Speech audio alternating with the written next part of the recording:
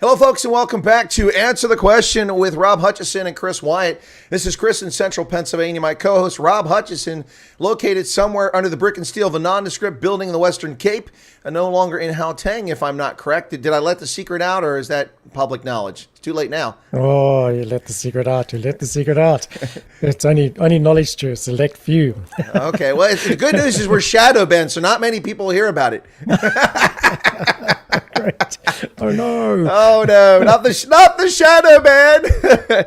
Anyway, not folks. Again. Yeah, not again. But we're doing the best to overcome it. Hey, folks, welcome back. It's Rob and I again. We haven't done this since June 23rd, if I recall correctly. It's been a bit of a break because Rob and I typically would do this every week, but he's been busy with things. I've been busy prepping for my tour of South Africa. But let me do a couple admin things up front. First off, in the opening, you'll notice that it says the wise bros and elephants never forget. That's true, but it is kind of ironic, isn't it?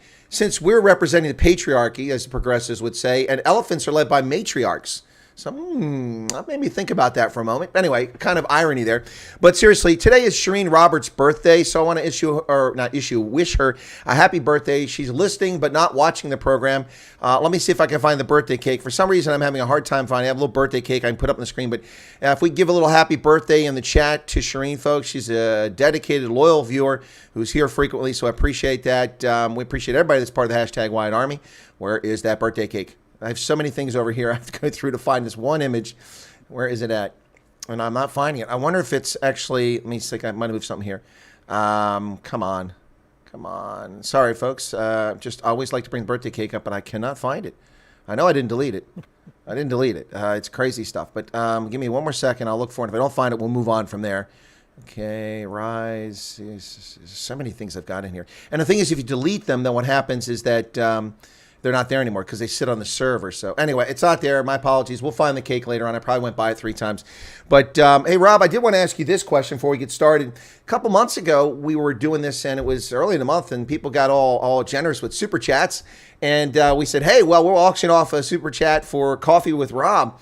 I don't recall ever getting a message from the person that was the top bidder. And so I don't know did you ever have coffee with anybody as a consequence of that? No, I didn't. Not at all. So it's definitely still open for the taking, and let's make it happen. I'd love to actually have coffee with someone. Although I don't drink coffee, so I'll watch someone have coffee. Drink a water or a shot of vodka, something. Exactly. So vodka looks like water. You can always discuss. It's just water, man. Exactly. So, folks, we'll do this on that note. There you go. In the 10-day time frame that I'm in the Western Cape, which includes a bit of slipping away to the Eastern Cape. During that period that I'm there, let's do this. If you want to super chat, see if we can't get a high bidder who's in the Western Cape or someone going to the Western Cape for the Rugby World Cup. They'd like to have a coffee with Rob and I. You could do that. I'm actually staying in Milnerton. I don't know if that'll be too far out of Rob's way, but maybe we can have it at Milnerton on one of those nights after the rugby or something like that. Anyway, so if you want a coffee with Rob and I, hey, here's your chance. We'll do the top super chat bid. Watch, it'll be a 10 Rand super chat. Knowing our luck, shows great value in what we do, doesn't it, Chris? Exactly, it does. But Rob, let's go ahead and get started. Answer the question. First off, Krugersdorp. The music video and the rape of these models, and the police have done the typical thing after the fact, responded, and particularly since it's not minorities apparently that were affected. I don't know who was affected. They haven't released identities, but my suspicion is it's not minorities, because you never see this kind of response when a minority, an Indian, a colored, or a white South African it comes under this kind of horrific crime. So Beckett Chile and the SAPS are out there. Boom, we're on top of it. They come out with a big show of force. They've arrested over 120 people, none of whom have been charged for the rapes. They weren't involved. Yeah, exactly. What's going on there? Answer the question. It's who knows what's going on there, to be dead honest. But I think it's a show of force and an attempt at a recovery from Beckett Chile, especially after his disastrous event in front of Ian Cameron, who called him out on the violence that happens in townships and generally around South Africa, and of course Beckett Chile's lack of will to do anything, or even lack of initiative completely. So I think he's showing that he does have the possibility to do it. He does have the will to do it, but in a way he's sort of he's going too far. He's trying to overcompensate, which a lot of men who are ill-equipped tend to do. But he's definitely going absolutely. 120 people. He's definitely compensating for something, and it's his failures, and he's just a bunch of bluster. I don't know if you saw this though, but my tour, I was calling it the Colonel's Tour in South Africa. We've got an alternate title for it. It's since Ian Cameron's day. It's called the Not a Garden Boy Tour 2022. So I'm not a garden boy, and we're having T-shirts and pull-up posters made for it. So it's not the garden boy. Shut up! Shut up! Absolutely brilliant. Did you see the T-shirt that Ian Cameron actually got there? Somebody sent him a T-shirt that says "Shut up!" Yeah, it's absolutely brilliant.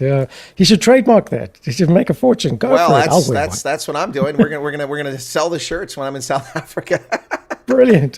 Whoops, sorry. Not the Garden Boy Tour. So yeah. Anyway, so we having that coming up. It should be fun. But it's my Not a Garden Boy Tour 2022. Got a little picture of me in the center, with a discerning look on my face, my head tilted one way, and then a picture of a garden fellow, on one side of the chest, and then RSA, Not a Garden Boy Tour, and on the back, shut up, on the back of the shoulder. Brilliant. Yeah, we're looking sowing the seeds of whatever it might be in South Africa. We'll see what happens there, but this is all contingent, of course, on airlines coming through. Right now, Lufthansa's on strike, and that's my ticket to South Africa on Lufthansa. So a little less than 2 weeks before I arrive or depart. So hopefully this will be sorted out by Monday, week after next, because I think it will be, but I hope it's the case. But I've got a long journey there, Rob. I because of the unreliability of airlines and the capricious nature of what's going on with international travel, I had to take. Well, first off, I'm not Bill Gates, so that was the first consideration, the price, and the price was $2,000-$3,000 for some of these tickets, and they were economy. They weren't exactly business class or anything like that. So airlines got to recoup. They've lost so much money. Plus, these governments are sticking taxes on. I rented a hire car, get away from that stuff for a second, in George to get to Nelson Mandela Bay, and the charge is $100 for 2 days. It's a little high for South Africa, but okay, that's fine. It's just but then the bill is actually $200 because $100 is taxes to the South African government. Yeah, that is pretty much it. $100 to Texas. And my flight to George, the amount of money the airline gets is 200 rand. The ticket was 1,200 rand. The government gets 1,000 rand taxes. Oh, for tiny little George Airport, which I'm actually coincidentally about 50 minutes away from. So if you don't pop in, there'll be hell to pay. Well, I didn't realize where. So if you're around George, actually we're doing a meet and greet in so Milnerton's nowhere near you then. We're doing a meet and greet in Mossel Bay. In Mossel Bay. Oh, fantastic. Yeah, on the night of 6 September. We've got a theater set aside. There's a hotel there owned by some South Africans who happen to live in Pennsylvania. And I think they live, maybe I got the story wrong anyway, but it's the Train Hotel. There's a train on the beach there, and so that's where I'll be staying. And they've got an auditorium there, and so we'll do a meet and greet on the 6th of September. So you're more than welcome to come to that. And then if you come a little bit earlier, a little bit later, maybe we can have a coffee with somebody then that's that area. So if they want to come, that wants a super chat on that. Anyway, definitely. Yeah. So I'll be going from there to. Back through George and then driving to Port Elizabeth to arrive on the 7th. I don't know what your schedule looks like, but if you're interested in riding along with me, so I'm not alone, you're welcome to do that. It's something to consider. I don't know how you get back to home, but maybe you can catch a ride with somebody. But I'm flying I go from Cape Town to George on the 6th early in the morning. And then I'm there overnight in Mossel Bay, and then drive to Port Elizabeth overnight there with Ronaldo, and have a meet and greet in Nelson Mandela Bay, and then on the 8th fly back to Cape Town, and I'm there for the Rugby World Cup. So anyway, I might just schedule that into my diary. It sounds like a fantastic trip, and I've been promising to meet with Ronaldo for ages. Well, there you go. It's almost kismet as long as you don't have a conflict with work, and and if you can swing it. So we can you can jump in the car with me, and we'll ride, and on the wrong side of the road all the way there. I'll drive. Why do people always say that? Look, I've driven in Zimbabwe, in South Africa, Mozambique, Swaziland, Lesotho, Namibia, Botswana, Ireland, Northern Ireland, Scotland, Wales, England, New Zealand. I've driven all these places on the wrong side of the road. It's okay. I've only had 17 accidents. There you go. Exactly. That is the problem. You mentioned all those countries, but you did not mention South Africa. Well, it goes without saying. Anyway, so yeah, but seriously, I mean, I just the thought came to me since we're chatting here, and I didn't realize you're down there. Maybe it's something to consider because I'll be driving by myself for a lot of this trip, particularly in Gauteng and down to KZN. So it'd be nice, and it's a guard route. I've never driven it before, so it'd be a new adventure for me. So yeah, there you go. Just think about it. So likewise, yeah. Oh, here's the other thing too. I got a camera. People shouldn't get too excited. This wasn't a studio quality camera, but I did a test drive with it. It's a GPS dash cam camera. You just put a little suction cup up there and you plug it into your cigarette lighter, a USB connection in the car, and it runs off that, and it runs up to 512 gigabytes. Anyway, it runs with 256 gigabytes. That's a card I put in for like 24 hours. It does 1 minute segments, records in ultra 4K. There's Herman Janssen van Rensburg says, we drive on what is left of the road. Yes. Thank you for your membership. Yeah. So anyway, so I'm bringing that along too. It's kind of small. So, the Zamazamas and the Tutsi and the criminals won't see it unless they're up close to the car. So when driving cross country, but I'll put it in the dash and I'll be talking, narrating some of the stuff like when I'm in Mahalisburg, because, stuff to talk about there. But the rest of the time I'll just be driving, and it'll be handy. If something happens, I've got video for law enforcement, but more importantly, I'll have all that footage and I can download, edit it, and make videos, of what's going on. So I'll have that. The other thing too is the audio. I put the audio on there by default, but I can lower that in my editing software. So there's no audio. I can put background music over it, and then I can narrate it if I want to. So if you come with me, we'll have that camera in there. We can talk, and and people can listen to us, and anyway. But I'll let you listen to the editing before I post it in case we say anything embarrassing about I don't know about absolutely somebody. Absolutely. or make any unwanted noises. This is in the car and it's a long journey, so we never know what might happen. That's true. So I'm joking here. Patrick's membership for 14 months. Thank you.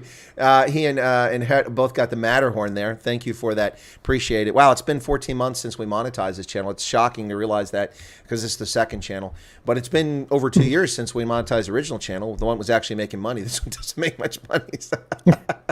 Anyway. We'll get there. No. Well, it's not about making money. It's about, and actually, first I want to say this. I'm going to make a short about this very soon, probably later today. But I want to thank everybody for their enthusiastic welcome. I'm not even in South Africa. Who knows if I get there, depending on United and Lufthansa. That's where I was going.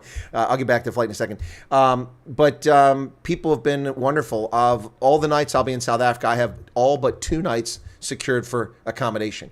And one of which, because I didn't really focus on it and tell people until now, and that's Herman on the 4th of September. I don't have accommodation. So if someone's got a recommendation or if someone wants to provide accommodation, that's not in a shanty, I'd be willing to consider it. So Hermanus on the 4th, but if I don't hear from anybody, then I might adjust my schedule. But I want to do a meet and greet in Hermanus and stay there overnight. So that's the 4th of September. The other date is the 22nd of August, but that should be taken care of because Koketso Retsane's mom has a place up there, and he's trying to sort that out. So it may be very shortly just one night. That's incredible. I mean, it's nearly 30 days. So someone has either offered a place for me to stay that works in the schedule or paid for accommodation for me. I mean, that's a lot of nights. 25 nights already accounted for of the 27 nights. So thank you all so much. I'm very grateful for it. Also, Rob, I got to tell you, South Africans are always generous in so many ways.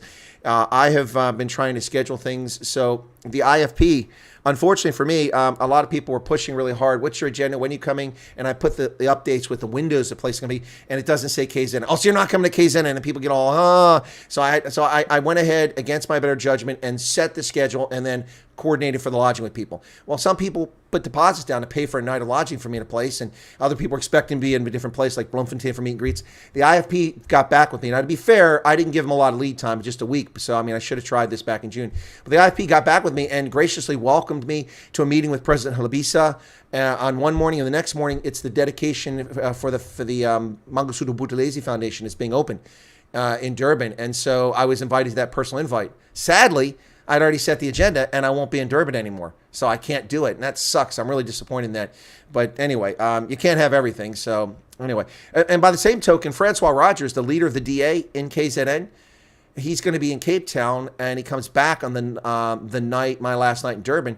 And I can't meet him in the morning because I agreed to speak to high school students in Howick. So I've got to leave Durban to get up there and then continue on to get to the Free State where I'm staying overnight. So now I can't meet people Monday morning. So Francois Rogers is working with his PA to try to reschedule his flight back to Durban earlier so that we can link up. I mean, people have been, it's been amazing, offering their homes, offering all kinds of things. I have other people who are helping with new business cards just for this trip, and also some posters and things. It's the generosity is just amazing. And honestly, given the situation right now, I would have been hard pressed to do this trip and one or two more this year if it wasn't for people's generosity. This is incredible. I'm very, very grateful. It's actually making it possible. The amount of money that I won't have to spend for accommodation, and also I know people are probably going to buy me a sandwich or some food or a drink. So I'll thank everyone ahead of time before I'm rude and don't thank them during the trip. So, but I'm going to be knackered, Rob. I mean, it's like boom, boom, boom, boom, boom, boom. Here. Yeah, it's going to be like being back in the Army. I mean, I got to be at the airport and leave at 7 in the morning, so that means I got to be up at 5 o'clock. I mean, geez, I thought I left the Army. So it sounds like you've got an incredibly tight schedule there and busy schedule, Chris. And I just hope that you are taking some supplements and keeping your health up, because it's going to be a rough time. Luckily, you have a good way to go with South African hospitality. There's no doubt about that. We are quite hospitable. And we can be hostile too, so just be careful there as well. But I think you're in for a good time, really you're in for a good time. But seeing, and I think in this one short little trip, you're going to see more of South Africa than most South Africans have, which is quite fascinating too. Yeah. And it's actually, what's interesting for this is that I'll be doing some things and I'll be going places, specific places I've never been. Like I've never been to Phoenix in Durban, but I've been to Durban many times. I've never been to Howick. I've driven by it dozens of times.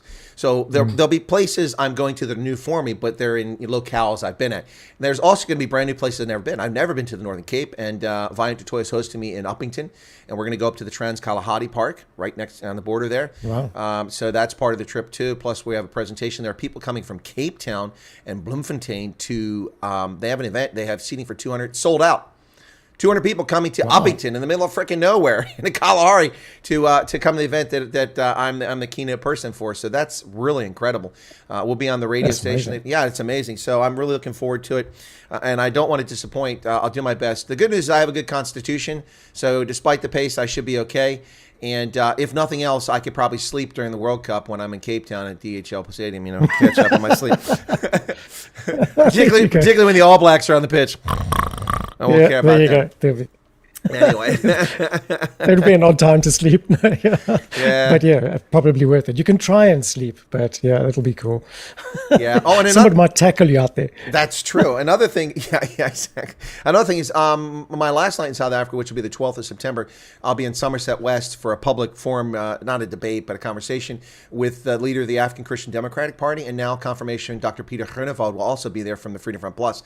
So the three of us are on the panel. I don't know who else is going to be on the panel. They're looking to try to get somebody from the ANC. I asked them to try to get somebody that's not a criminal, which meant it's going to take them a long time to find someone from the ANC, to be a participant in it. They won't pitch up. Probably not. I don't think there isn't one. They won't accept the offer. Yeah. So anyway, that's what's going on. Okay. So obviously the Milnerton thing, coffee with you, is not going to work because you're way far away from there. Okay, but maybe in Mossel Bay or somewhere along the way, George or something like that. Yeah, George. Maybe we do. People want to come to coffee with us in George.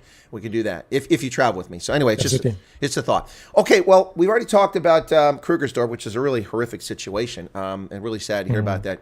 But also this week, over the weekend, Cyril Ramaphosa was at the party policy conference, and they actually debated whether to get rid of the step-aside rule. I mean, first off, they don't even enforce the step-aside rule, so why are they even talking about it? Second, beyond that, some of the words that came out of his mouth, it was like watching satire. It was so funny. It's kind of like when Trevor Noah used to be entertaining when he was in South Africa. It was actually like that. He's like, the ANC is back. We're on track. I'm like, what planet are you on, man? So is it just me, or is Cyril Ramaphosa off his meds? Answer the question, Rob Hutchinson. He's definitely off his meds, or maybe he's back on them. That's why he's talking this way. It's the ANC. It's the same thing at every conference, every national conference and annual conference that they have. We got to remember here that it's not a fight for the ANC or fight for the country or to fight or anything other than to keep the party going, keep the patronage going, and hold on to his position as the top dog in there. That's all it is. And for that reason, he has to make up these ridiculous stories and ridiculous promises. And let's be totally honest here. He's he's no stranger to making up stories, promising one thing and then never delivering it. He's been doing that for many, many years. In fact, his entire political career, as far as I'm concerned. First, I mean, I think it was 2014, he made promises to turn around Eskom and other state-owned entities, and including SAA. And look what's happened to that. Absolutely nothing. In fact, the situation's only gotten worse. So no, I don't think anybody even believes him. They certainly don't trust him.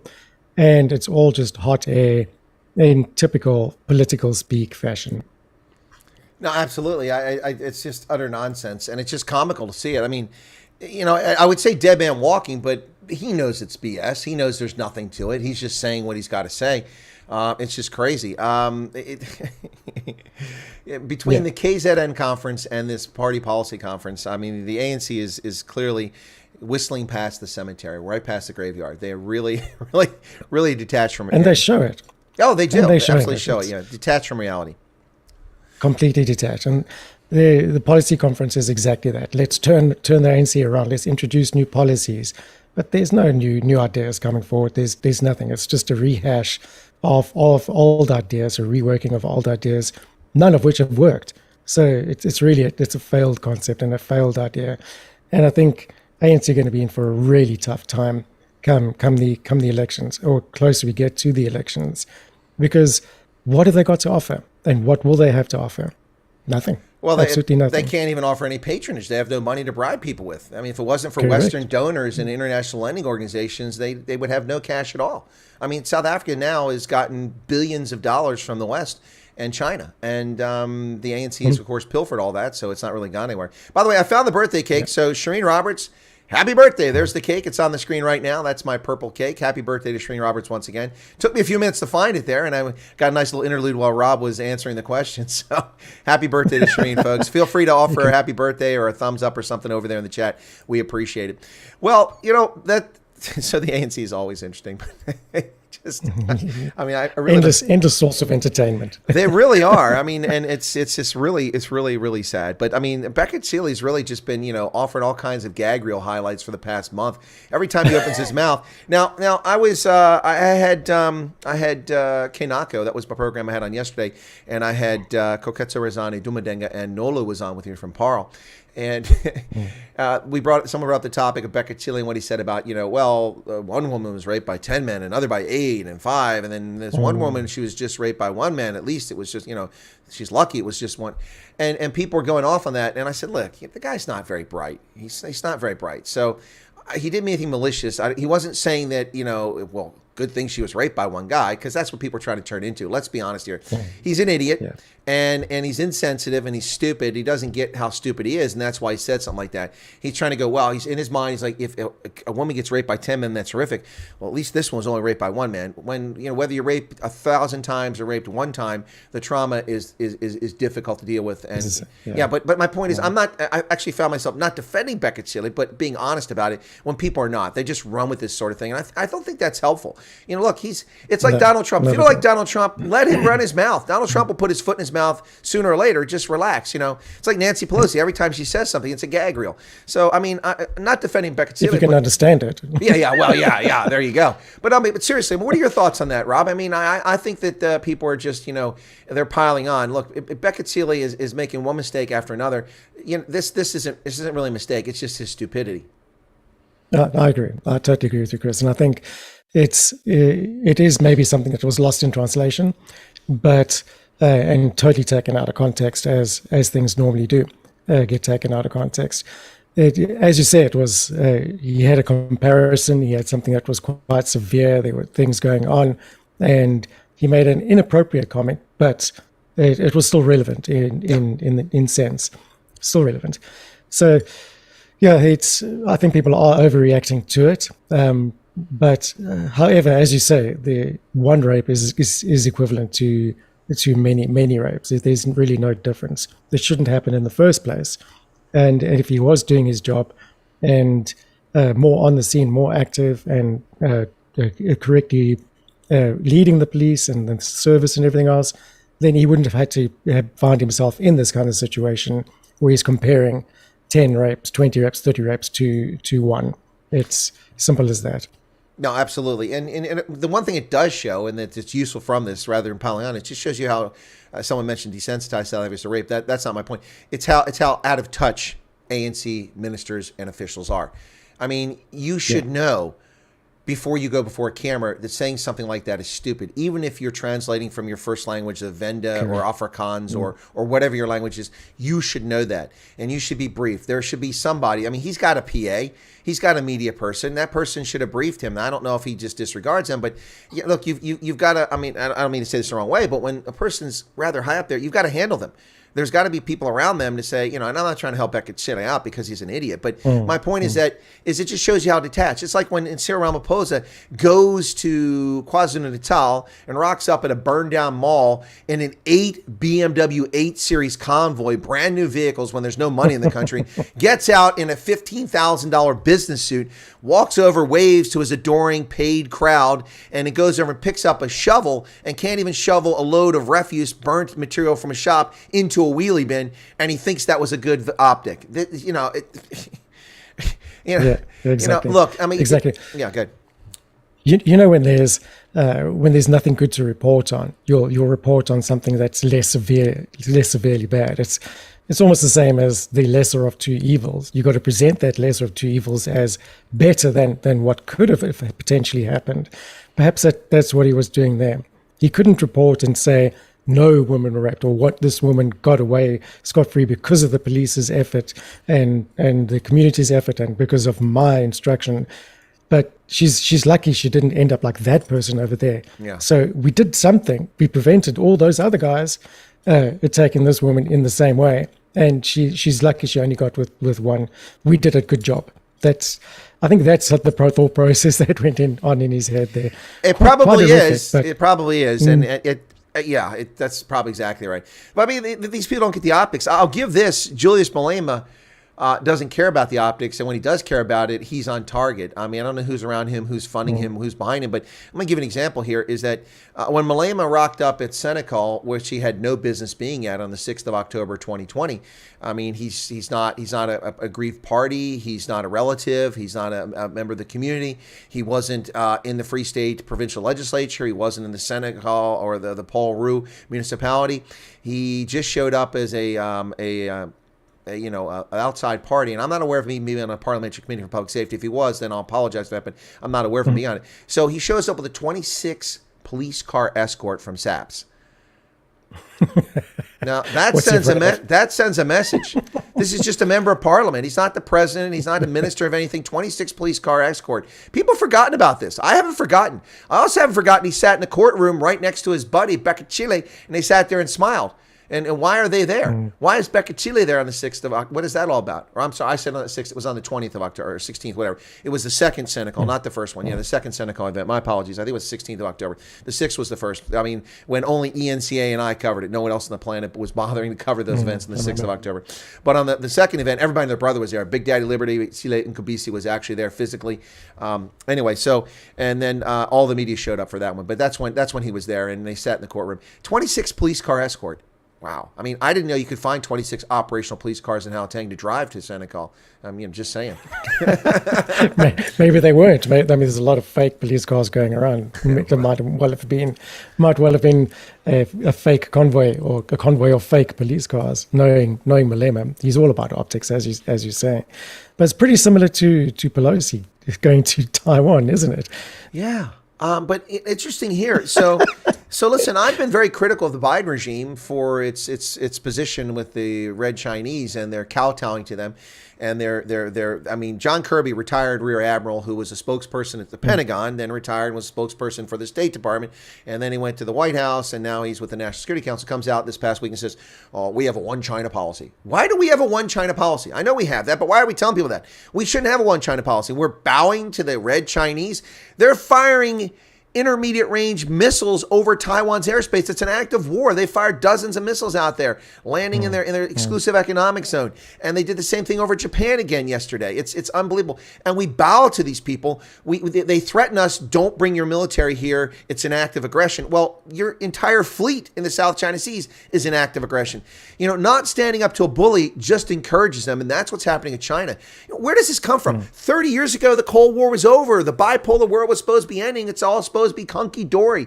And now look where we're at today because these idiots, a succession of morons, Bill Clinton, George Bush, Barack Hussein Obama, Joe Biden, complete idiots, ill-equipped to lead this nation. And as a consequence, we're rudderless. And China's just getting away with all kinds of nonsense. So here's the interesting thing. That's the Biden regime.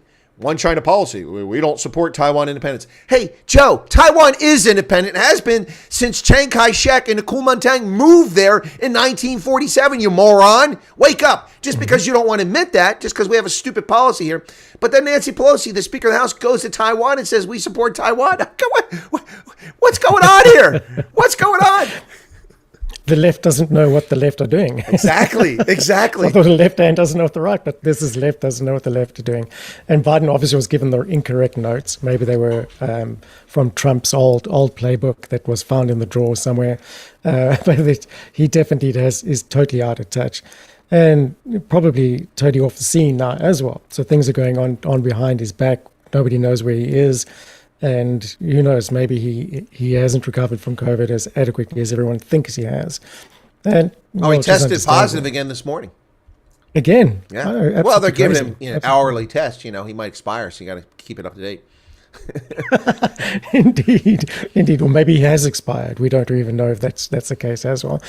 Wasn't there some strange sort of deep fake presentation they did? I saw on Twitter there was a comparison between a presentation that he did in the morning compared to in the afternoon, and they looked like two completely different people. Are you talking about the one that looks like his entire face has been Botoxed?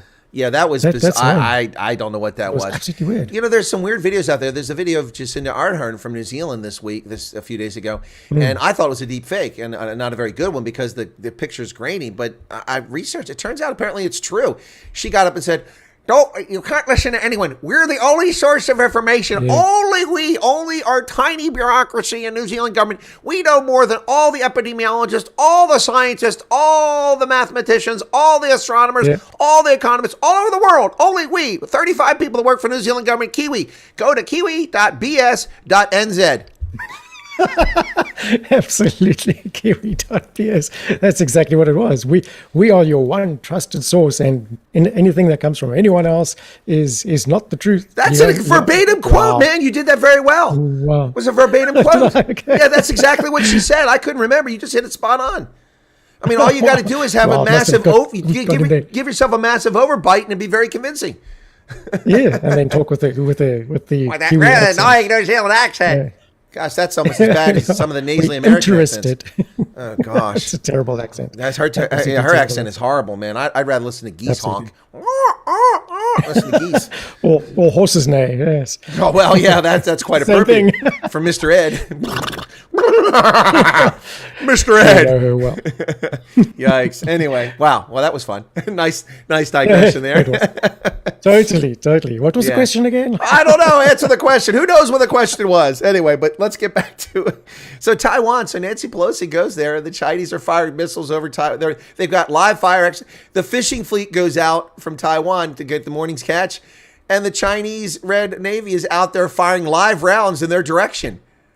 They had to retreat. They couldn't. This is insanity. I mean, it violates all international norms.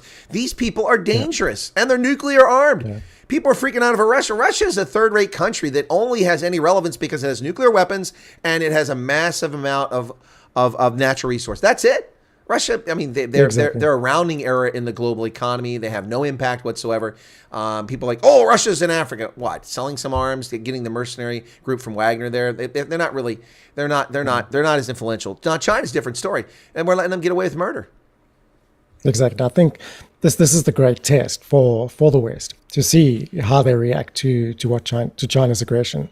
China's been given free rein pretty much all over the world, whether it's economically, politically, whatever. They've infiltrated absolutely everywhere. And the US has actually condoned that. They've actually backed them, and so on. Now I think this is the great testing period now, and China wants to push and see how far everyone will react. And if people don't react, then I have a feeling they will double down on efforts and start their global takeover. They've been taking over the economy, capturing everyone else's economies, especially throughout Africa. That's blatantly obvious here. It's more obvious in South Africa. And it's becoming more obvious by the day. Buying governments through their promises of building infrastructure, and then loans that just cannot be repaid, and then capturing quite important land, or quite strategic land everywhere across the African continent. And perhaps this is the second step of their Belt and Road. Is it Belt and Rail or Belt and Road? Belt and Road Initiative. Yeah. And that is to actually advance and take over territories, not just economically, but physically. Well, we got a question here from Richard Lemma. We'll get to that in just a moment. Don't let me forget. It's about NATO and Sweden and Finland. But the Chinese are getting with murder. I mean, think about this for a second, Rob. Now, if we go back 5 years, it's largely true, but it's mostly true even just 2.5 years ago.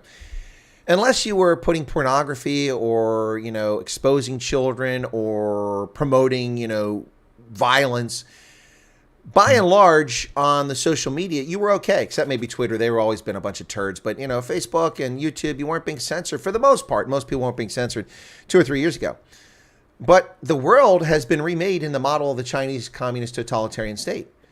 If you question the spicy cough in any way whatsoever, even from a scientific basis, and you're an epidemiologist, shut down, YouTube channel removed. If you question the choosing of 2020, you're a liar, you're a denier, channel shut down, your account taken away. This is insanity. The entire world, New Zealand, Australia, locking people in concentration camps in Northern Territories because one person in their building that they were working in tested positive when the tests weren't, we're not going to go into that because I'll get censored for that, but you get my point here. It's unbelievable. This week we saw, Rob, I don't know if you saw this, a 51-year-old veteran in the United Kingdom who fought in Afghanistan and Iraq. He's retired military. The police came to his house on a Sunday. They knock on his door and they say, "We're here to take you to the police station." He said, "Why?" "Well, you have made someone anxious with your social media posts." I saw it. It was absolutely crazy. And he says, "What do you mean?" "Well, why don't you come down to the station?" "Well, what are you charged with?" "We'll tell you at the station." "Well, I'm going to call my attorney." And so they excuse themselves. They left. He calls the attorney, and the attorneys that he got one of the guys is part of a group that tries to get government abuse. So he starts filming all this stuff. The cops come back with several police cars and half a dozen cops. They frog march him out in front of his house. They argue with him. They don't tell him what the charge is. They say he's being arrested because he made someone anxious on social media. And then they handcuff him in front of his neighbors. They walk to the street and then they pause and wait.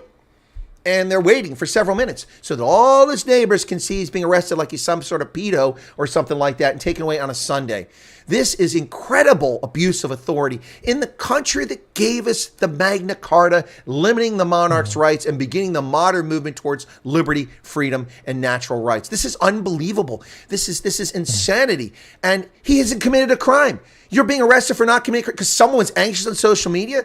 If that happened every time I was anxious on social media, there'd be 1,000 people in jail right now. This is ridiculous. There's no statute that he violated. There's no statute that says if you make someone anxious on social media, you go to jail. This is insanity. Yeah, but this is what they do to silence people. And it's happening all over the world, especially in New Zealand, Australia, and in the UK now. It's happening here. I talked to someone yesterday who said that, I mentioned the story, and they said, "Oh, no. My husband, the guy that worked with him, lost the job." I said, "Why? What did he do?" "Well, he did a video on Facebook and he showed his new rifle he got and he was just shooting. Not at somebody, but targets. Someone complained. And they complained to his employer that he posted this video on Facebook. He lost his job. By the way, it's illegal. But he didn't fight it. So they got away with it." Rob, what's going on, man? It's the same thing. It's the same thing. And the reason they did it in the public so that everyone could see it was to set an example. To intimidate. And Exactly. It's pure intimidation tactics. Nothing other than that. What did he do? Oh no, he made a in fact, he didn't even, it He wasn't retweeted his someone. tweet. He retweeted one that millions yeah. of people retweeted this stupid meme of the weird, not rainbow flag, but the one that was modified with all this other crap for Pride Month, which apparently lasts from June through November now each year. But so he retweeted that, was made in the form of a swastika. That's all he did. Didn't even comment on it. Exactly. So it shows that it's a pure intimidation tactic, not aimed to arrest him, but to strike fear in his neighbors, who will then talk about it. We're talking about it right now, and it spreads globally. This is what your government can do for no apparent reason, no legitimate reason. You just better keep quiet. And the idea there is exactly as you say. It's to silence people, stop them talking, stop them conversing on social media, and to drive more division and state authority. Remember, the state is the only one that is the true voice here, apparently, according to Jacinda Ardern. And I think it's spreading across the world, as you say. The interesting thing is that you are correct again, that it was all started by China. That is a China Communist Party move. Yep. We've seen hundreds of videos like that coming from China in exactly the same way.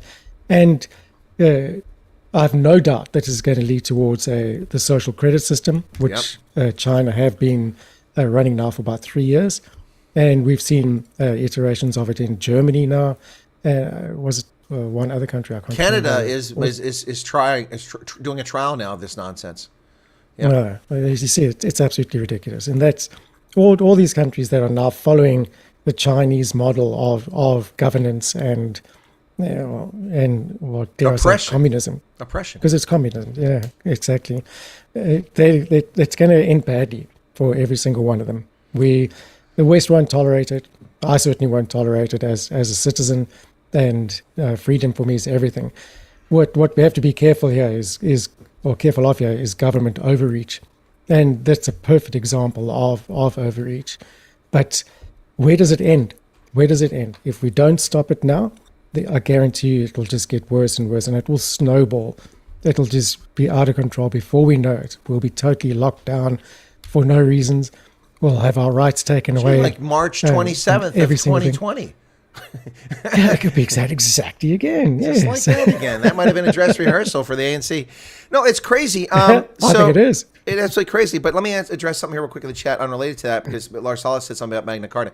Lars Salas, I didn't imply or state, and I'm not saying you're making that, but let me read his comment and I'll explain why I'm saying this. He said, to be fair, the Lords forced the Magna Carta to get more power. It wasn't entirely done out of benevolence from the king. No, it wasn't done at all from King John. He didn't want the Magna Carta. He was weak, and the Lords forced it on him, not for liberty, for the people, but for their privilege. But it was the start of the modern era of liberties and things, expression we have today. The Magna Carta in 1215 is what really kicked this off. By the way, 2015 was the 800 years, or is that 1,000 years? Yeah, 1,000 years since the Magna Carta. When I was in, is that right? Yeah, 1,000 years.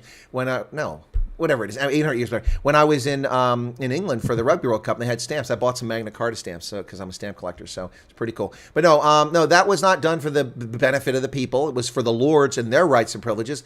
But it was the first effort to constrain the monarchy, and that's what I'm getting at. That was an effort to constrain the state, and the state was the monarch, and so that was the point of that. And then just real quick on that story about another expression. A couple years ago, when this all started in the UK, people were dropping dimes on their neighbors, see something, say something. And so anybody had a grudge against their neighbor calling out. And if you recall in Scotland, the cops came up and knocked on these people's door, and they had like an autistic child and another child. And they pushed the door open to enter the house. And they said, why are you here? Do you have a warrant? No, someone said you had more than 6 people or something like that in your house, because they had a limit on people in the house. And you had guests here. And they're like, we don't have anybody here. And they started pushing around. And one autistic kid, he was filming, and the sister was filming. So there's 2 angles of it on their mobile phones. And they pushed the parent, and the autistic child freaks out, and then the cops threw the autistic child, little kid, down to the ground, and no warrant. Somebody narked on their neighbor and said this, just like this, you made me anxious, so we come arrest you. This is insane. The fact that civil liberties groups aren't up in arms and screaming about this all over the world is really telling, to show that they're all complicit. Where is Human Rights Watch? Where is Amnesty International? Where are they talking about the oppressive nature of the British government? They're not. Not at all. Not at all. And it's interesting enough that we've seen this before in history, haven't we? Yeah, Nazi Germany, among others, Soviet Union, Exactly. 1936, 160,000 Soviet party members executed, shot in the back of the head by the NKVD because Stalin was paranoid. They wiped out the entire officer corps. 95% or more of the colonels and above were executed in 1936 and 38. For what? They weren't a threat to Stalin. No, they weren't. But that's exactly how it goes. The easiest way for any oppressive government or monarchy, because it could be a monarchy as well, but definitely an oppressive government will indoctrinate the people into policing themselves. And we've seen that all over the world. That's why I think COVID was the great test for that, to see how far the public will go in towards ratting out neighbors, friends, colleagues, even family members. And wow, did we fail as a society? Oh, the sheep horribly? The sheep are all on board. Look at all these people. Oh, no mask. Oh, you're not wearing a mask. Shut up. You don't even know the efficacy of that. You don't even know what you're talking about. These idiots out there. It's just, it's absolutely insane. And they went along with it, you know? And people actually, you know, going to social media and being interviewed on TV, no, they shouldn't have a job because they haven't got the jab. Listen, if the jab is so effective and it works and it prevents it, then what do you care if somebody doesn't get it? Precisely. Right? I mean, if it works, what does it matter? Oh, I'm taking care of my community. Really? Do you have a yellow fever vaccine? Do you have a measles, mumps, rubella? Do you have, you know, come on, man. So I'm just so sick. But you're right. This was a dress rehearsal and people are sheep. So many people are sheep. And anybody that even raises a legitimate question is considered a nutter. But the reality is that the actual nutters, the conspiracy theorists, are turning out to be correct. That's pretty scary. Oh yeah, absolutely. And that's good and bad. I think, it's bad too. Yeah, conspiracy theories theorists can. Well, I hate to call them that, but you know, they some of them actually do deserve that title. I say free thinkers can go down that rabbit hole quite rapidly. But they once they get down there, their vision narrows as well. And they don't expose their thoughts or anything else to the wider angle and the different views that are out there. And then confirmation bias kicks in. And especially with that type, I used to be one of them, quite set in your ways. You stop questioning yourself because you think you're right on absolutely everything.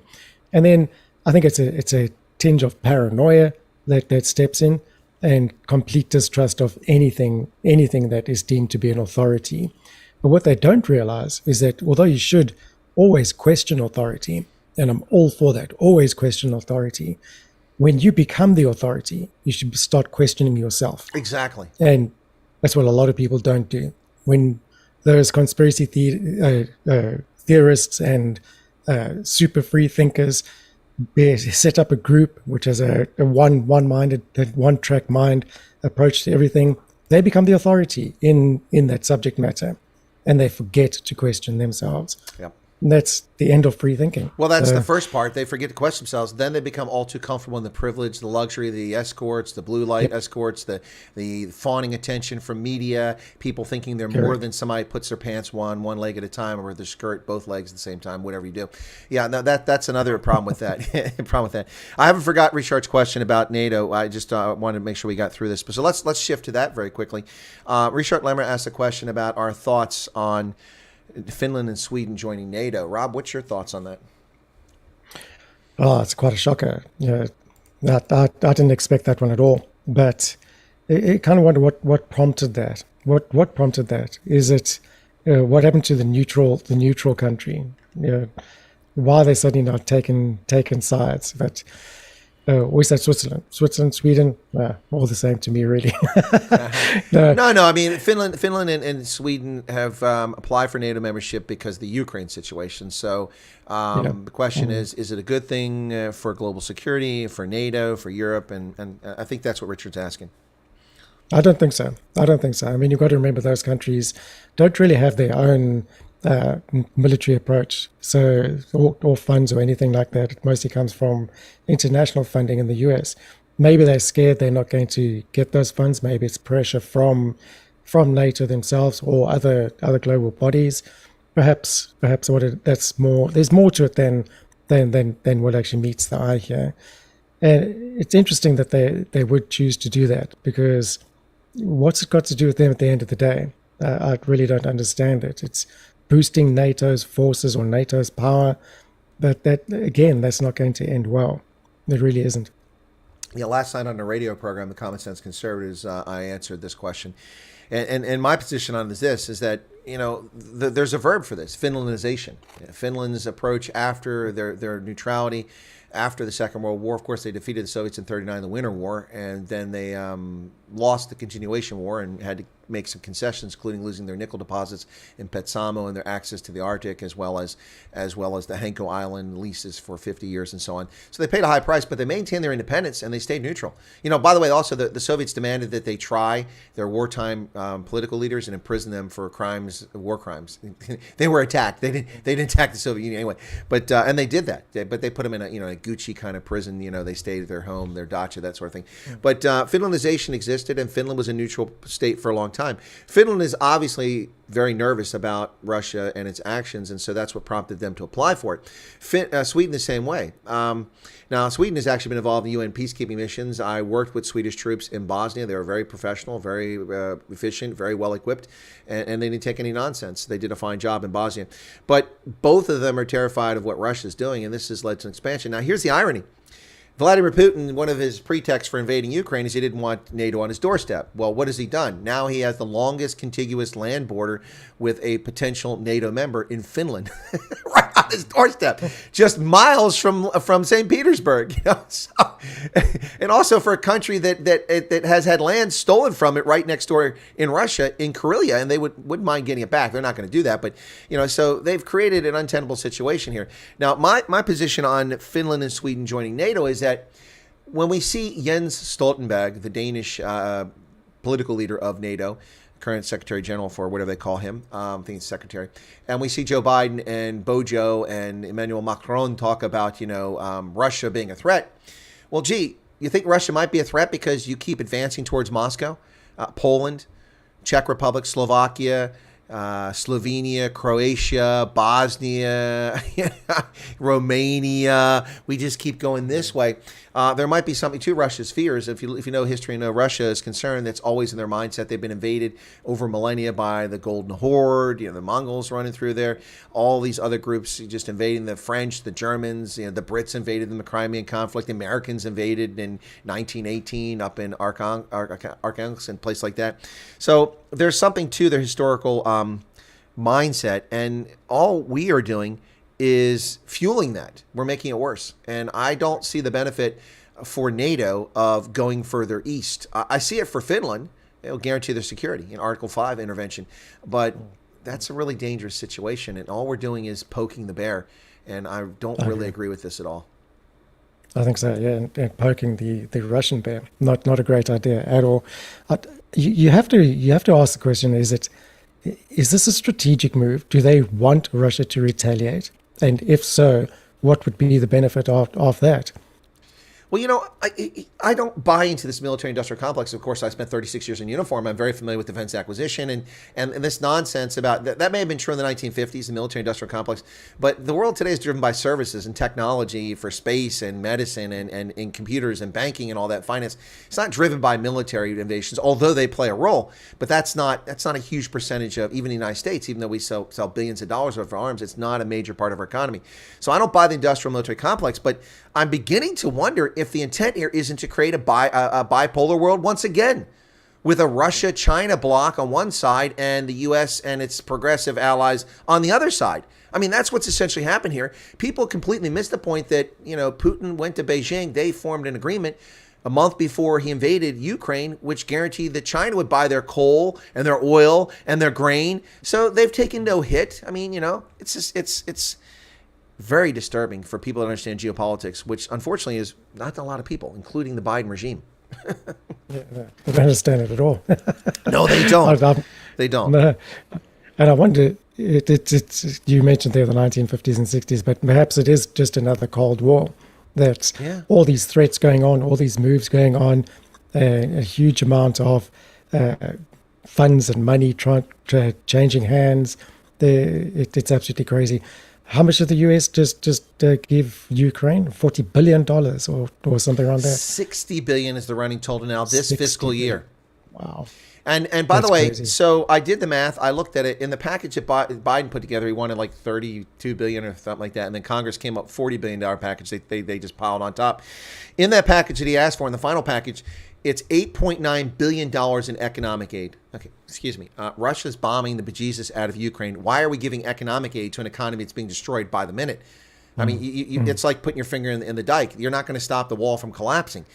So why don't we wait till the war's over and then look at recovery aid instead of economic aid? So by the way, that $8.9 billion is about $200 million more dollars than the total amount of entire foreign assistance given to the 10 largest sub-Saharan African recipients in 2021. Wow. You have to ask those questions. 550 million people. Or 450 million, something like that. Nigeria, Ethiopia, South Africa, all these countries. And this is security assistance. This is food aid. This is health aid. This is everything under the sun. Wow. 8.7 billion is what we gave to the 10 largest recipients in sub-Saharan Africa in 2021, excluding the corona stuff. I'm just talking about normal assistance. And we're giving 8.9 to a single country with 42 million people in a supplemental bill in 1 year. And now the total bill is over $60 billion. If they had spent $60 billion in Ukraine when Putin moved 70,000 troops to the border 6 weeks after Biden became president, in a very provocative move, we wouldn't be in a war right now. I guarantee it. Absolutely. Absolutely. 42 million people. That's the population of Ukraine. Yep. That's incredible. South Africa's population is estimated around 70 million now. Who's estimating that? I'm still stuck on 59 million. Yeah. So many numbers are thrown around, and our census is absolutely a waste of time. So we have to... Well, it went very poorly in the Western Cape, the census. They had a hard time. Everywhere. Yeah, well, everywhere. But of course, the media focused on the Western Cape because it's run by the Democratic Alliance. That's the stories I saw. I didn't see any stories. Well, we couldn't get it done in Limpopo because the ANC runs that, or in Mpumalanga. There were no census report stories about that. Yeah. Absolutely nothing. I've yet to meet one person who knows someone who knows someone who knows someone who actually received the call or knock on the door from a census person. Not one. I have never in my lifetime. Now, to be fair, I spent 23 years overseas, but I mean, my entire lifetime, I've never once seen a census taker come to my door anywhere, and I've lived all over the country. I did receive a mail-in, census form to voluntarily fill out a couple of census, but not every one. Now, a few of the census I'm covered because I'm military overseas, and the military reports that data to the Census Bureau. But in 2010. I was overseas, so I didn't get one. 2020, I was here, I got one. 2000, I was in California. That was like freaking 15 pages of questions. I filled that one out in California in 2000. Well, it's California. Yeah, in 1990, I was in Arizona. Didn't get a census form.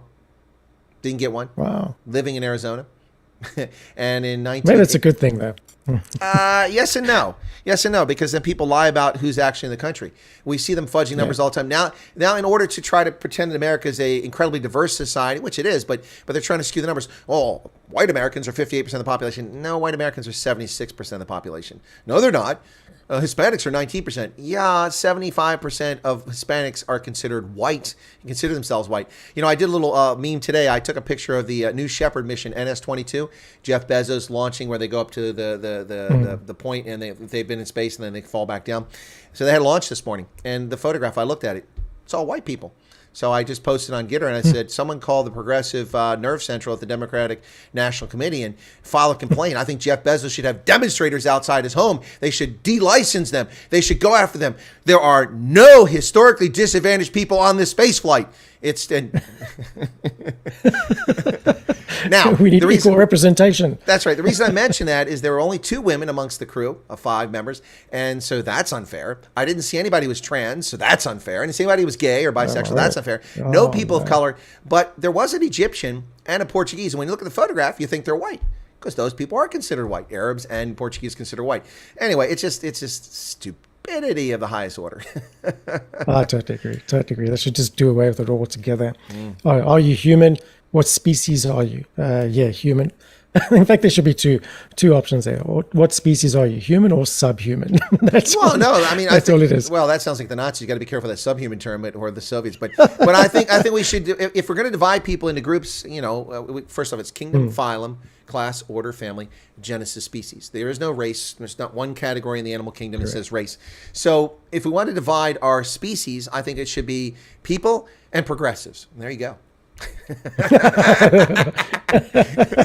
I'm with you on that one. Yeah. People and progressives. There you go. We've solved it. That's it, folks. You're listening. Why is it called progressives? It's okay because they think they're advancing things, but they're actually regressives. Yeah. I mean, look what they've advanced. They haven't advanced liberty. They've stolen liberty. They haven't advanced human condition. More people are dying from conditions that were treatable just 2 years ago because they're not getting proper care because of this, that, and the other. We've gone backwards. And we've gone backwards all at the behest of the Chinese Red Communist in Beijing. They are getting a free pass for destroying the world and remaking it in their image. And people are too blind to see this. And it's not conspiracy theory. It's not nutter talk. It's real. It's real, folks. I know the logic behind it. It's the same logic that Biden applies to gas prices are coming down. They're at the quickest rate they ever have before. And the economy is recovering quicker than it ever has before. Well, yeah, it's that same logic, isn't it? They trot out. Let me get this in before I forget. Folks, you're listening to Answer the Question with the Wise Bros, Rob Hutchinson in South Africa, Chris Wyatt here in Pennsylvania. And every Wednesday or every Thursday, but we've been a little negligent lately with Rob being busy and myself being busy. We'll link up when I get to South Africa, and we'll probably get back on track doing this broadcast. But anyway, folks, thanks for tuning in on Thursday, the 4th of August, 2022. It's a pleasure to have you join us. No, Rob, now I lost where we were going with that. What were you talking about? I forgot what it was. The same logic there. Oh, yeah. Yeah, no, it's backwards logic. Yeah, no. Create chaos, create a problem. And then claim you've solved it. And then step in. Yeah, exactly. No, and someone said, progressing towards they're not progressing, they're regressing. They're taking everything away. Liberty, freedom, it's all disappearing. And what gets me is that people are just so willing that, look at how people would, rat people out for not wearing a mask, or when people were fired for not getting a jab here, even in the States, and people are like, yeah, that's what they deserve. Like there's some kind of evil people, Here's the thing. Throughout my career in uniform, I came across people, especially progressives, who are like, well, military, we shouldn't have military, police. I'm like, you don't understand the nature of Homo sapiens. You don't understand the nature of Homo sapiens. We need rules. We need standards. We need enforcement of those, because people, given free reign, will do whatever they desire, regardless of whether it harms someone else or not. That's the nature. I mean, if there was no process in place to say that rape is a crime and that people who rape would be prosecuted and imprisoned for that crime, imagine how many rapes would take place.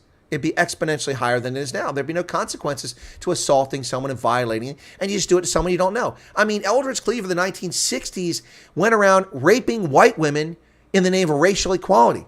He just picked white women at random and raped dozens of them by his own admission. We have no evidence of this. That's just what he claimed. Maybe he's just be boasting. But I mean, anybody that would boast that they're a rapist, that there's obviously something wrong with them. Something wrong. But I mean, if look what's happening now. California, it's not a crime to steal up to $1,000 worth of goods. So people are being robbed left and right. Homes are being broken into. Exactly. You have Homo sapiens. I don't care how far people think we're advanced. We're not. We're not. And this shows it. The 20th century is a perfect evidence. It shows you. It shows you the First World War, the horrors of it. It shows you the pogroms against Jews in Eastern Europe. It shows you the Soviets, what they did with the Holodomor, starving to death Ukrainians and kulaks, wealthy peasants who weren't wealthy, and then the wiping out of entire intelligentsia in the Baltics when they took over the Baltics, and then executing thousands of Polish officers and diplomats and former prime ministers in the Katyn forest, and then Cambodia, the Khmer Rouge, and we see this go on, and the cultural the Cultural Revolution in China, 30 million people killed, under Mao Zedong, and the list goes on and on and on. People throwing homosexuals off the roof in Arab countries, in Muslim-dominated countries. How is that justified? Stoning people to death for adultery. What kind of animals live on this planet? Honor killings. I just saw today, this guy was finally caught. in Texas. We let these people come in this country. And before any bigots say these people, I'm talking about people who don't adhere to our values and bring alien values, whether they're white, brown, blue, green, Martian, I don't care. These people are people who don't adhere to our norms. Comes in, I think he's from Egypt, whatever, comes in here. He's got a 17, 18-year-old daughter. He's got a cab. He's in Texas. And he didn't like the fact they were becoming too westernized. So he shot them both in the head in 2008. He's just been caught and being tried now for the murder of his daughters. The one daughter didn't die immediately. She got on her cell phone. She called 911. My father just shot me. I'm dying. I'm dying. And then she died. Wow. Honor killings in the United States. No. I've warned people about this. Female genital mutilation. It's 600,000 women and girls at risk in this country because we allow abhorrent moral norms to invade our society. And, humans need constraint. They need control because left to their own devices, they can't control themselves as a group. But totally. I mean, why, if we allowed, because it happens here as well, what happens if we went into their communities, into their countries, under their laws, and tried to instill Western values there? How do you think they would react? Well, they don't like it. Look at the reaction in Iran, when the Shah was overthrown. Look at the reaction in the Arab Spring, to the westernization of North Africa. It's, anyway, oh, geez. Yeah. No, totally. I used to work with a guy who was convinced that humans are inherently good and good will always prevail and so on. And what a fool. I was just to shake my head. You live in a dream world. Humans are inherently bad. And some of us are just better at suppressing that evil than others are. But given the right circumstances, given the right environmental issues, that evil will come out. All it takes is you just have to find that person or that community's trigger point and push it beyond that, where they will become evil. But on that point, there's a whole theory that goes around that even if you have a group of 20 people and 19 of them are saintly good, if one of them is evil, it'll destroy that entire group. All it takes is a small amount, and in that case 5% of a group to be evil. And the problem there is that the good people won't react in the same way that the evil will. Therefore, the evil will always dominate over the good. And that is just the way that life is. In fact, the way the universe works. It's just how it is. So it's about managing it. That's all. We can never get rid of evil people because they'll always be there. And so much effort is required to do so. And perhaps the problem there is that good people will need to become evil to defeat evil. But once you have the taste of that power, it's very difficult to let go. And you can see that in the way governments are run as well, especially military and protection and so on. We have to have this show of force and display of force, and it might be viewed from outsiders who've only stepped in the game way down the line as evil, but it's not. You have to look at the point that got up to that point and see it as a protection rather than an attack. The prevention, again, better than cure. Sure, I went way down the rabbit hole there. But no, it's perfect. It was a great answer. I mean, the bottom line is you can't trust Homo sapiens as a group. No, you can't. You might have 10,000 good people who are moral, just, and treat people equally, and it just takes one clown. I mean, look at Zimbabwe. Look at how people are misled. We're still being misled. I'm not being misled, but the public's being misled by the sanctions against. There are no sanctions against Zimbabwe. That's a lie. Go to the U.S. Treasury Department and look at what the restrictions are for Zimbabwe and who it affects. It doesn't affect Zimbabweans. It affects ZANU-PF elites. It affects government-owned parastatals. It affects the government, which has oppressed Zimbabweans and stolen election after election and murdered people and had their state security officials gang rape members of parliament. Sick country, assassinate people. It's the truth, and they want to lie about sanctions, and they all do it. The AU, well, we call for the sanctions. There are no sanctions in Zimbabwe. Zimbabwe is a disaster, not because of the West, but because of Robert Mugabe and ZANU-PF and Emerson Mnangagwa. That's why it's broken. You cannot steal property and then expect a country to work. It doesn't work. It works the other way. When Peru reformed land tenure and granted land tenure to people who are living on it, the peasants, guess what? They improved the land. They worked the land. They profited from it. They had capital, or not capital. They had property that they could go and offer collateral to a bank to make and borrow money. And Peru's economy flourished, and poverty was greatly reduced. And what are we doing in Africa? We're stealing land. We're trying to steal land from people who are lawful owners. And with some bogus nonsense that people talk about, well, the land, these people don't know what they're talking about. I know about how land has been allocated and taken in South Africa, and I know that in the 1980s. That land was taken from all sorts of South Africans, primarily black South Africans, 2.5 million, but white South Africans also had their land expropriated by the government so that the homelands could be formed. Particularly in Northwest and in Gauteng, there were farms taken from people that had been there for 150 years, in some cases, their families. The land was taken, and they were compensated land in KZN and other places. But land was taken. The point is that these people know what they're talking about, and they just go on and on and on. And that's the nature of humans. Sheep and evil people leading sheep. Unfortunately true. Unfortunately true. And it is quite a sad state of affairs. But how do we manage it? That is the big question. When we look at Mugabe for instance, what starts with one evil act prolongs his reign as an evil person, because from the moment he commits that one evil act, he now realizes that if he loses power and has to step down, he's going to be held accountable for that act.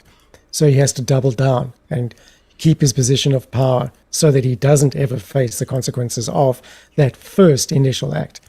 And the only way to stay there and that first initial act, more evil acts. More evil. Yeah. That first initial evil act, you're not referring to the farm seizure. We're talking about the Gukurundi in 1983 to 85 when they massacred 20 to 50,000 in Ndebele, in Matabeleland. And there are people that can take you to where the people are buried with bullet holes in the back of their brain pan when they were executed by security forces. And when ZAPU was eliminated because they were fraudulently called a terrorist threat to the government, that's how ZANU got rid of them. And then they said reconciliation. Now it's ZANU Popular Front by merging what's left of those they haven't murdered and those are willing accomplices to be part of ZANU PF. And that's what happened. That's the original. I mean, there were other crimes by Mugabe, but that is the original sin. And that's the reason why. So in 2000, Mugabe's there, he's prime minister from 1980 to 1988. And then they have a new constitution. They get rid of the guaranteed 20 seats for white minority. That's gone. I didn't have a problem with that. People shouldn't have guaranteed seats based on ethnicity. I have a problem with that being the case. So I didn't have a problem with the constitution changing and majority rule. That's fine with me. But then he becomes president from 2008 or from 1988 until he's unseated in 2017. Is that when, or 2019? 2019, I guess. Well, I can't remember. No, whatever. It was one of those. The time is running together now. But he's finally on. Maybe it was 17. As you get older, it does. 17, and he died in 18. I think it was. But anyway, so he's there all this time, and it's just one thing after another. And people asked me in 2001, 2002, 2010, why is Mugabe leaving? I said Mugabe will never leave because Chris, what's his name? I can't have his last name right now. He was the U.S. ambassador there in Zimbabwe around 2008, and the State Department was telling people that, hey, the MDC is going to win. I said, no, they're not. The election's going to be stolen. It's not going to happen. No, but we're seeing great crowds. Great crowds don't mean anything. The great crowds don't count the ballots in the ballot boxes. The ZANU PF does. That's how it works. So, of course, they didn't win the election. All they did, but they stole it. Mugabe lost as president, and he still stayed in office. He refused to go. They formed this coalition government because SADC forced them to do it.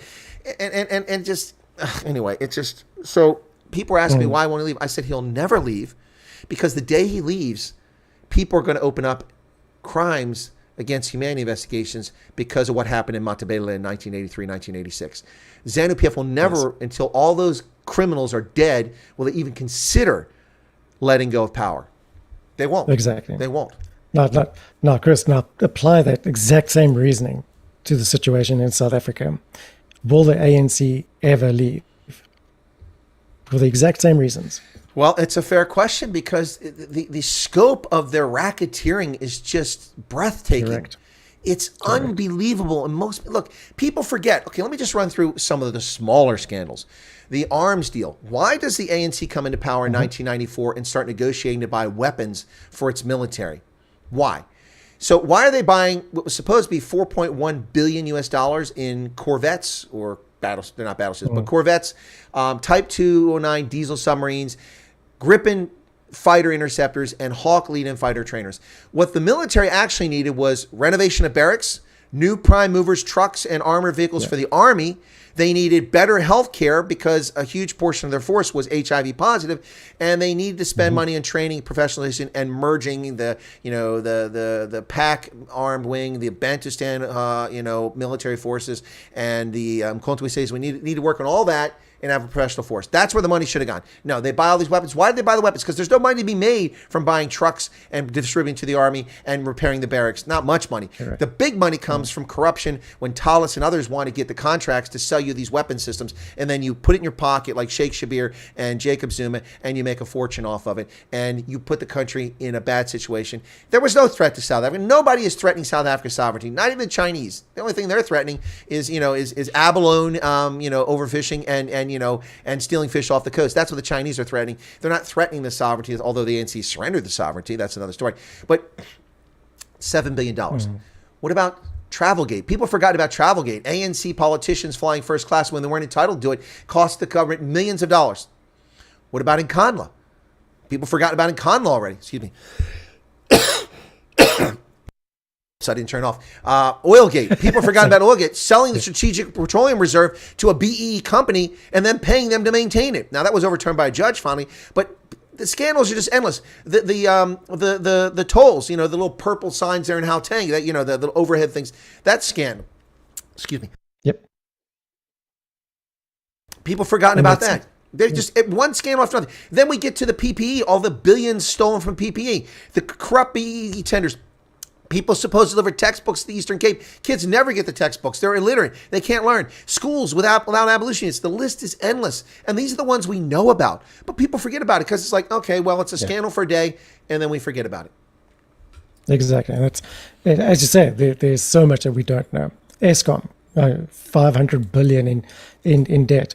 Eskom is so obviously a money laundering operation. There's no question. As was SAA, paying 80 times the going rate for contracts for services. 80 times, not 80 times.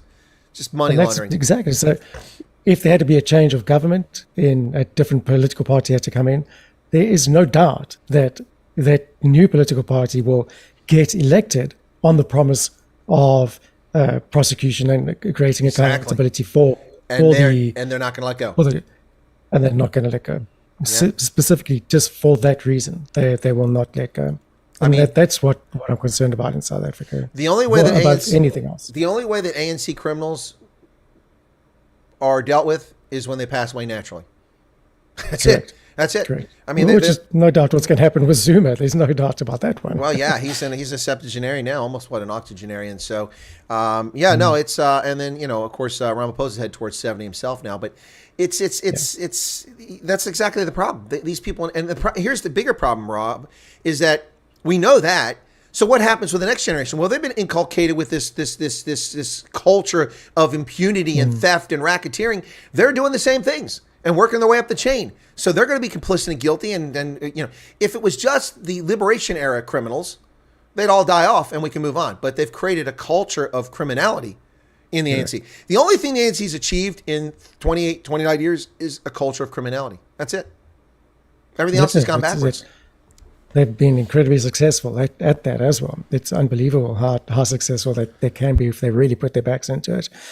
But not in the correct areas, of course. But yeah, it is a sad situation for South Africa in general. And I do fear that the ANC will, as Zuma say, be here until Jesus comes. There's no doubt about that. And perhaps that's not altogether a bad thing. I know it might be a controversial statement, but I do fear a change of government because it won't be smooth and it won't be easy. There's absolutely no way that, in my mind, I can see that happening, and it'll end up in a civil war and huge unrest and possibly a huge division, splitting up of South Africa itself. But it's something that we have to consider very carefully when we approach it. Do we focus on improving governance? Do we focus on a strong civil society, which takes over more duties of governance to become self-reliant? What is the correct approach here? Do we sideline the ANC? Do we stop voting? There's so many questions that float around, and I don't really know what the the right or appropriate answer would be. Well, there was a question or a comment over here in the chat, just showing you how things work, and they're getting clever now. Because, of course, people are illegally tapping in electrical lines, and that's very dangerous. And you have lots of kids get injured, and, illegal connections damage the grid, and so on and so forth. But apparently now, because load shedding is announced, one of our viewers said that what they're doing is that they know when the power is going to be off in an area. They just go climb the poles and cut the cables down and steal the copper. Yeah. So that's exactly what they do. Because there's no danger of being electrocuted because the power's off. Yep. We experienced it firsthand. Oh, you experienced it firsthand. That's pretty scary. Firsthand. Oh, yeah, we were all full. Load shedding. It went off. It was supposed to be off for 2.5 hours. Didn't come back on for 24. I think it was almost 36 hours. Because the cables they'd stolen the cables. They'd stolen the cables when there's no power there. Load shedding is actually creating far greater problems than economic problems. It's destroying infrastructure. Absolutely everything. And it's easily fixed. You go to the people who take scrap material, and you stop it from happening. We have very strict things here in supply and demand. Right. Well, when I go to, because I turn in scrap aluminum, I pick up cans because people, the progressives throw them out of their car and then tell me I'm polluting the planet, so they're the ones throwing out of their car. But I pick up their empty beer cans and soft drink cans, and I smash them and I put them in a bag. And when I'm out hiking and walking, and then I get bags of them and I take them to the local recycler. If you take copper there, you have to produce photo identification and a contact number. And they track how many pounds you're bringing in, and then you actually, if you bring over a certain amount, you have to, you go to repeat it. You have to say where. And by the way, that data is shared with the state. So if you go to a different recycler with another 100 pounds, they're gonna this guy's turned in 500 pounds of copper. Where's it coming from? Because people are criminals, and so so there are measures in place. My point is that this is being aided by people who recycle material in South Africa. Those who recycle copper, they're complicit in this, or they're looking the other way, and it's causing chaos. And you need to crack down on them. But of course, the police can't crack down on anything. So except pulling you over and shaking you down for money at a traffic stop. That raises so many other questions as well. Because where do most of South Africa's precious metals end up? China. Yeah. No. Sorry. I was just Ronaldo just sent me a note. Okay. Hello, Ronaldo. No, he's. We're supposed to go on. But he's had load shedding, so he's switching to Jenny. Oh shit! I have to keep looking down here. So I just want to make sure that he knows, because we'll go until he's ready, and then I'll drop off. So we were supposed to go at 7 today, and I was going to ask you to start at 5:30. But Ronaldo couldn't start till 7:30, so we could just stick with a regular time. So oh, great. Yeah. Anyway, we're going off at 8. So yeah. Oh yeah, you're losing power anyway in a few minutes. So yeah, it's just crazy. Exactly. So, yeah, it's crazy stuff. You've got to bounce between different areas of load shedding. Well, I think I've made my schedule so that I get from one place that's not in load shedding, and then that gets it behind me. I move to the next place that already had it and it doesn't have it. So, or it'll just work out to my detriment. I'll get to the place that has load shedding. The next spot didn't have it. Now it has it when I'm there. So. I'm just having visions of driving through a busy town, and there's a whole series of traffic lights, and you hit every single red one on the way instead of every single green one. It all depends on your synchronization with Eskom's timetable. So make sure it's correct. No, it's gosh, this is going to be something. I hope I pull it off, everything I've scheduled, and I hope it goes, and all the people I'm looking to meet, and all the things I'm hoping to do. By the way, so did I mention that I reached out to Groot Constantia, South Africa's oldest vineyard in the Western Cape, and I asked if I could go there and film, because I'm going to have the Petsu film crew with me, who's a professional videographer, and we're going to do documentaries, and this seemed like a good thing to put in a documentary or make a separate one about the history of vineyards and winemaking. So I reached out to them, and I said, can I talk to one of your executives or one of the subject matter experts you've got there? And the CEO wrote back to me and said, Chris, I'm thrilled to have you come, and I'll grant you the interview. You can film what you want and just what topics you want to talk about. So I sent them a list of topics, the history of the vineyard, history of winemaking, the Huguenot contribution, yada, yada, yada, the types of wine they produce, their export markets, all that stuff, which I think will be interesting to people. And also, it's kind of a good news story, not just focusing on the bad things in South Africa. And then I said, look, I mean, I understand some things are politically sensitive, but these are apropos topics. I won't push it, but I'd like to ask questions about, non-traditional vintners. Now you've got this push to get black South Africans involved in vineyards, and you've got a few vineyards owned by black South Africans. Is that creating a competitive environment, or is it complementary? How is it overall? And I said, of course, the lockdown had a devastating impact on the reliability of South Africa's wine exports because you couldn't move alcohol to the airport or to the port, and so you couldn't supply it to your wholesalers, and then you became unreliable.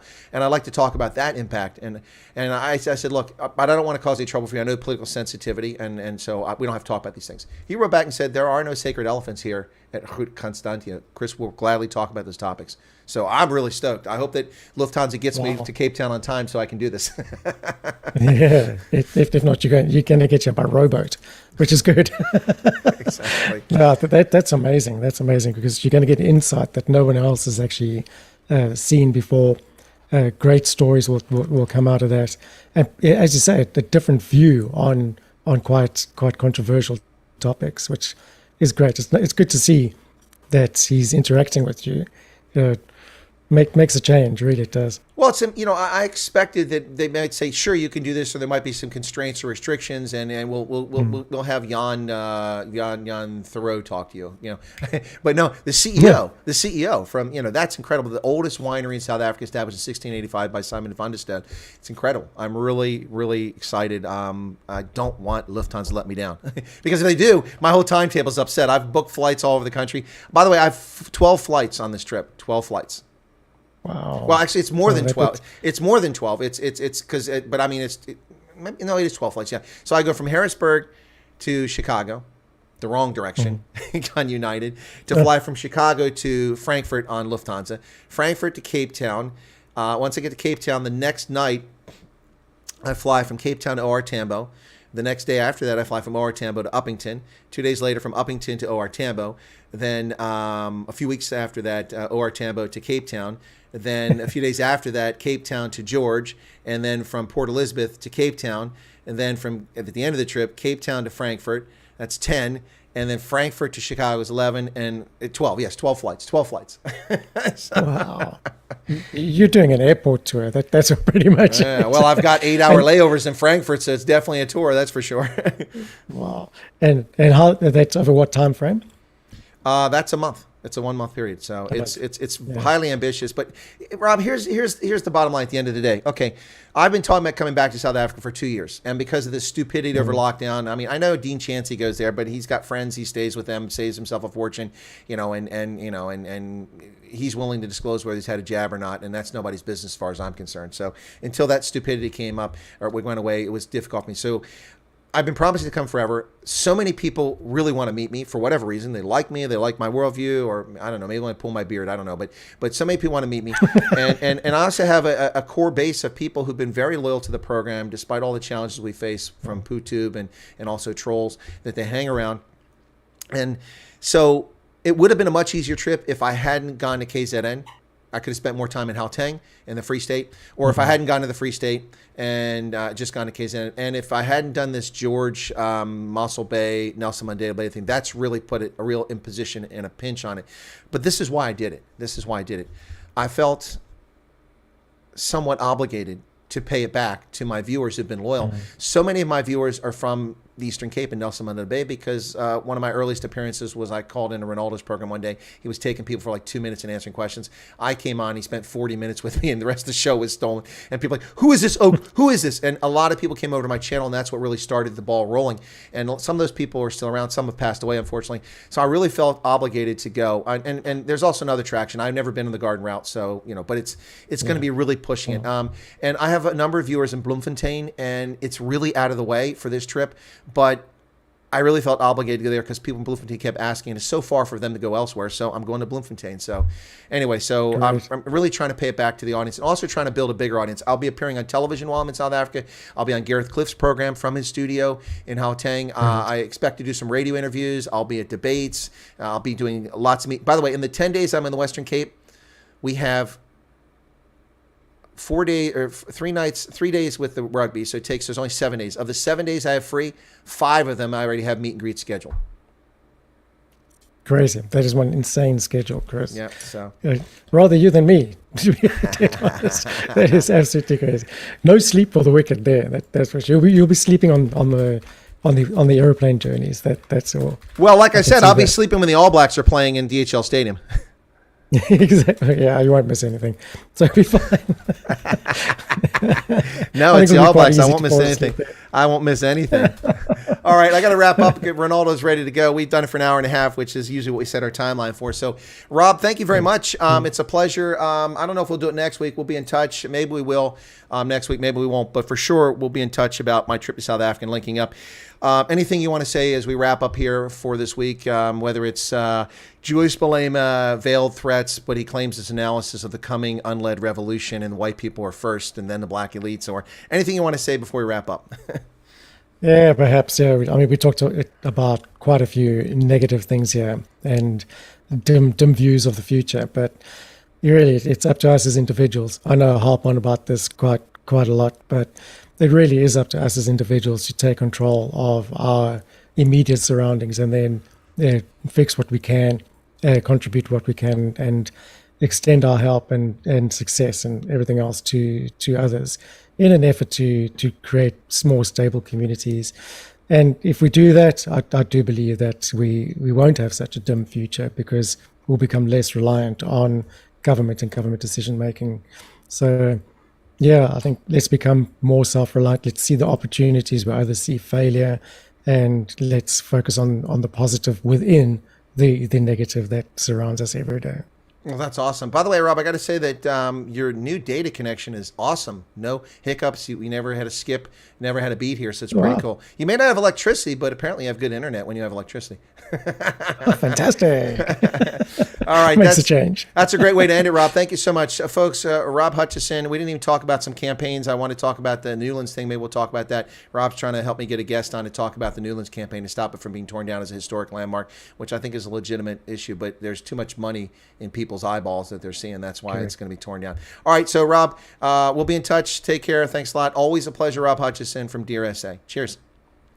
Thank you, Chris. Have a great evening. All right, everybody. Cheers.